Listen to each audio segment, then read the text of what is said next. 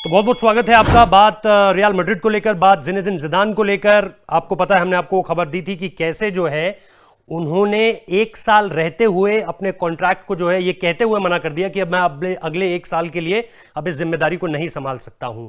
क्या हुआ था ये वजह बार बार पूछी जा रही थी, तो जिडान ने अब एक खुला खत उनके सामने से आया है और उन्होंने बताया है कि फाइनली मेरी छोड़ने की वजह क्या थी रियल मैड्रिड।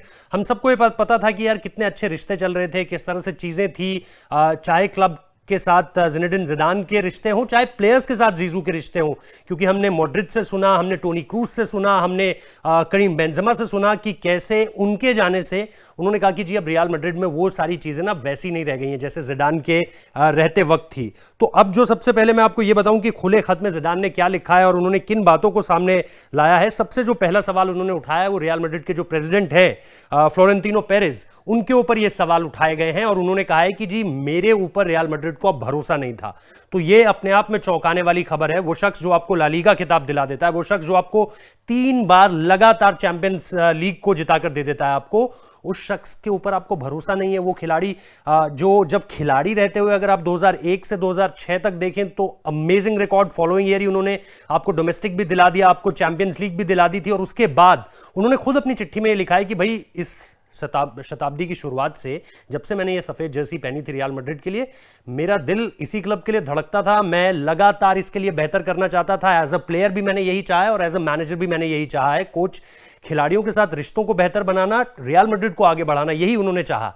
लेकिन उसके बाद जिस तरह से चीजें हुई कि भाई मेरे ऊपर भरोसा नहीं किया गया। और इस बार भी अगर आप देखें 70-80 के करीब इंजरीज, एक ही प्लेयर को डिफरेंट इंजरीज, कोई ट्रांसफर बड़ा नहीं। और इसके बाद भी लास्ट तक आप लेके गए ला लीगा में रियल मैड्रिड को। हमें आखिरी दिन पता चला, और अगर एटलेटिको मैड्रिड ड्रॉ खेल जाती या हार जाती तो हमें पता था ला लीगा रियल मैड्रिड जीत जाएगी। उसके बावजूद भी इस तरह के बयान, और चैंपियंस लीग में भी कोई ब्लंडर नहीं हुआ, आप सेमीफाइनल में आकर हारे हो और चैंपियन टीम से आप हारे हो, क्योंकि आपको बाहर करने वाली कोई और नहीं, चेल्सी थी।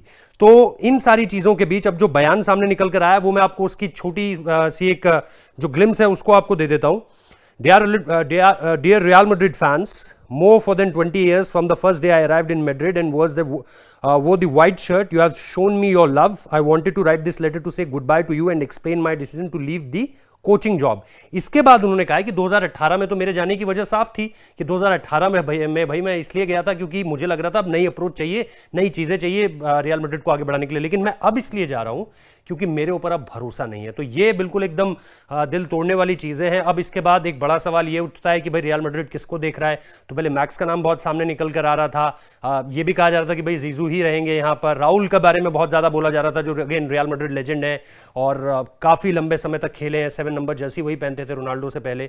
तो ये उनके नाम सामने निकल कर आ रहे थे। लेकिन अब मॉरिसियो पोचेटिनो का नाम सामने निकल कर आ रहा है, जो कि पीएसजी को कोच करते हैं। और उन्होंने क्योंकि अपने बारे में ये बोल दिया है पीएसजी में कि भाई मैं अब यहां पर और ज्यादा नहीं रहना चाहता हूं, तो उनका नाम एक सामने निकल कर आ रहा है। इसके अलावा एंटोनियो कॉन्ते का नाम सामने निकल कर आ रहा था, क्योंकि उन्होंने भी जो है सीरिया ए जिताया इंटर मिलान को, और उसके बाद वो भी चले गए हैं, वो भी नहीं है। पेलो के साथ हमने देखा उनको भी सैक कर दिया गया है। उससे पहले हमने देखा था कि जोसे मोरिन्यो के साथ क्या हुआ। तो ये सारी की सारी चीजें बताती हैं कि मैनेजर्स के साथ इस वक्त पे हो क्या रहा है। इतिहास भी अच्छा नहीं है और इस वक्त पे भी हालात जो है वो बहुत बेहतर नहीं है।